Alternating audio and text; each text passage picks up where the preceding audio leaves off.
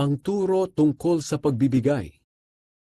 Mag-ingat kayo at baka ang paggawa ninyo ng mabuti ay pakitang tao lang. Sapagkat kung ganyan ang ginagawa ninyo, wala kayong matatanggap na gantimpala mula sa inyong amang nasa langit. Kaya kapag nagbibigay kayo ng tulong, huwag na ninyo itong ipamalita gaya ng ginagawa ng mga pakitang tao roon sa mga sambahan at sa mga daan upang purihin sila ng mga tao. Ang totoo, tinanggap na nila ang kanilang gantimpala.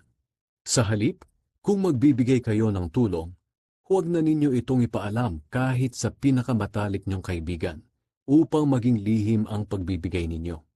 At ang inyong amang nakakakita sa ginagawa ninyo ng lihim, ang siyang magbibigay ng gantimpala sa inyo.